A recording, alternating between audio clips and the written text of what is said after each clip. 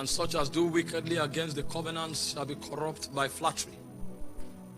But the people that do know their God, they shall be strong and do exploits.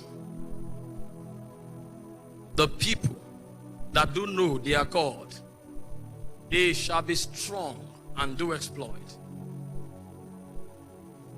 Every area of oppression in the life of a believer is an area of an ignorance of God, of a dimension of his spirit. The secret of preservation is captured on the strength of your knowledge of God. Every area of oppression in a man's life is an indicator of a possible ignorance of a dimension of God. The people that do know their God. So the question is not whether you have a God or not. I interact with a lot of people and you hear questions like, if God is there, why is this happening? The problem is not whether God is or not. The problem can be traced to your ignorance. I've gone through pains, I've gone through peril. Why would this be happening? If you say God is real, the problem is not the reality of God. What do you know about God? And what aspect of God do you know that can handle the obvious challenge in your life? Whatever it is that is a challenge is not even an argument whether you have a God or not. All have a God, but the ones that are strong and will do exploit are the ones that do know their God. Many have been deceived by the devil and ran the way of folly, and they call themselves atheists, arguing that there is no God because of challenges in their lives that they could not surmount. The problem is not with God. It is traced to their ignorance of a dimension in God that handles the plague of their lives. So it becomes the responsibility of every Christian to explore God in his lifetime. The greatest preoccupation of any entity in the realms of God is the pursuit of the knowledge of God. So Jesus comes in John 17 verse 3 and he summarizes life. He said, this is life eternal, that they may know him. Is not a function of what you have, it's a function of your knowledge. Because all things that pertain to life and godliness have been given to us, but it is obtainable only through the ginosko of God. If there is a part of all things that pertains to life and godliness that is lacking in a man's life, the problem is not traced to God, it's traced to what he knows about God. This is life eternal, that they may know him, the only true God. But the devil is a wicked spirit. Part of the advantages that he has is the fact that he was a creature of the presence. He was a being of the presence. So he understands how to rob a generation of what they have in God, because he understands the mysteries, the precepts, the patterns, and the principles of God. He is a creature of the presence.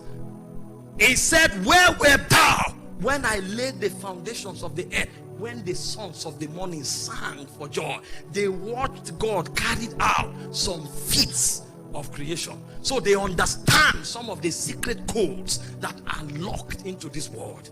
So when the devil wants to rob a generation of their inheritance, what he advertises to them are pathways that leads to ignorance. The challenge and the plague of the believer is the mountains of ignorance in his life. The moment you know a dimension of God that handles the problem you have, your problem becomes the past. And the reason we preach and keep preaching is to open up the portals of God so that men can know him and commune with his spirit.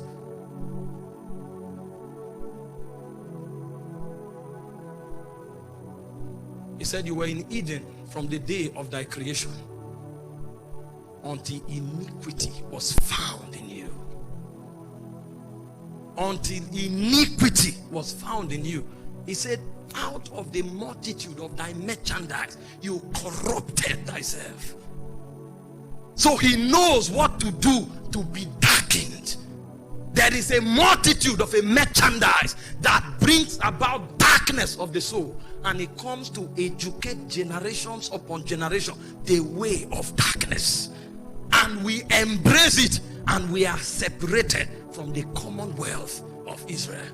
So in Ephesians 4:18, he said we are alienated from the life of God through the ignorance that is in our hearts, because we have been darkened. Even when the gospel is brought to them, he said, if our gospel be hid, it is hid to them who are lost, whom the God of this world have blinded. What area of your heart is blinded?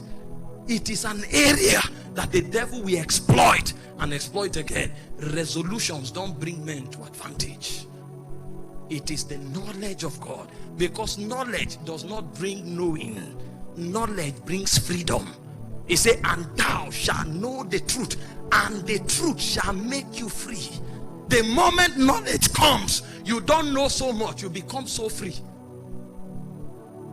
Yeah.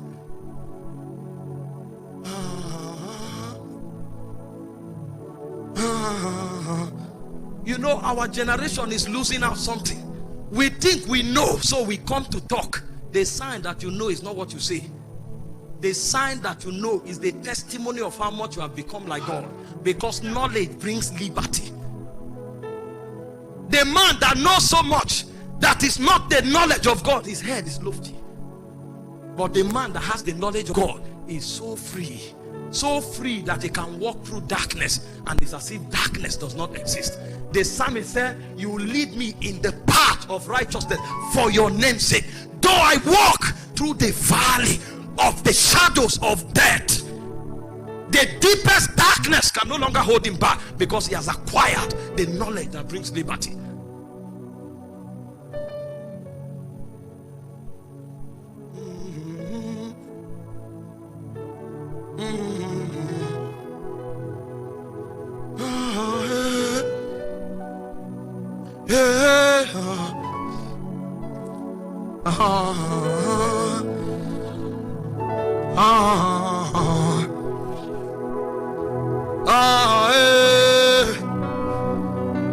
Yeah.